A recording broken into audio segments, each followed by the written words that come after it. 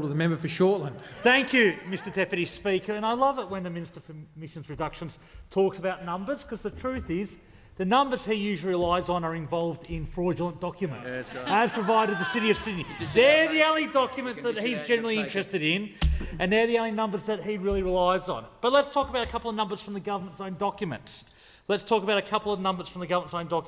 From their emissions projections reports, which show that under Labor, when we were last in government, we cut annual carbon emissions by 87.5 million tonnes. And off the minister goes because he's afraid he'd actually learn something. Because I actually don't think he reads the government's own documents. He's too busy having his office make up other ones. But under Labor, 87.5 million tonnes of emissions on an annual basis were cut from our greenhouse gases emissions. Under this government, from 2014 to 2019, 22 million tonnes. So less than a third of what Labor achieved. And how did they achieve those emissions reductions? And this is from their own reports. Principally from the renewable energy target, from Labor's RET. A RET they tried to abolish 3 times. Now they're claiming credit for it, such as the chutzpah of this organisation. Secondly, by shutting down car manufacturing in this country. That's the second reason emissions fell between 2014 and 2019. And thirdly, because of the drought. So what are the 3 reasons emissions fell between 2014 and 2019? Labor's RET, killing the car industry, and the drought. I wouldn't be bragging about that if I was the minister. Now, the truth is, they did achieve emissions reductions last year. A massive 26 million tonnes was cut from emissions last year. Do you know how they did it? Global pandemic. Do you know how they did it? By the Morrison recession. If you shrink the economy by 6.5%, which is what they did, they cut emissions by 26 million tonnes. A recession led to that. What? Point of order. What? Well, first of all, just parliamentary language, but I'd ask that the member refer to the Prime Minister by his correct title. Just the member for Shortland will take his seat for a moment. So, I'd ask that the member opposite refer to the Prime Minister by his correct title. I'll deal with the point of order first.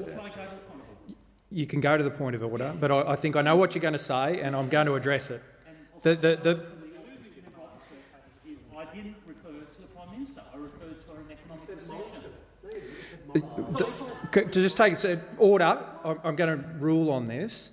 I watch very closely the use of the proper titles of members. The member for Shortland was referring to not directly to the Prime Minister. Regularly, the use of the Morrison government is used by the government itself, so I'm ruling this in order, but I would also caution those on my left to be mindful of the way they use titles. Thank you, Mr Deputy Speaker, and what a moronic intervention from the member opposite. What a moronic intervention. The member for Shortland will withdraw. I'm not referring to the member. The member will withdraw. I withdraw. But this is the quality we have opposite. No wonder climate policy is so substandard under this government that they don't even understand the standing orders of this place, let alone climate policy, Mr Deputy Speaker. So let's be true. He's still denying it. This guy is so hopeless. He is so obsessed with this minor debating point. He can't even understand the Deputy Speaker's rulings. No wonder this government is hopeless. No wonder the only way they cut emissions is by actually reducing the size of the economy. No wonder that is the truth of this, Mr Deputy Speaker. This is in the government's own documents. And the sad truth is, even with all this, even with claiming credit for the drought, Labor's RET, killing the auto industry and the Morrison recession, they still don't hit their 2030 target.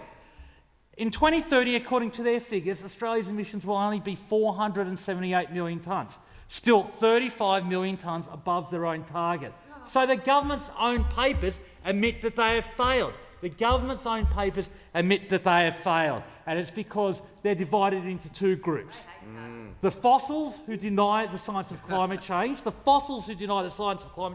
like the member for New England, and the bedwetters who can't stand up to them. Who can't take action, and who are actually denying the economic opportunities that go to the future of Australia. They are denying the future. They are destroying the future for the next generation, and they stand Member's time condemned has expired. in I history.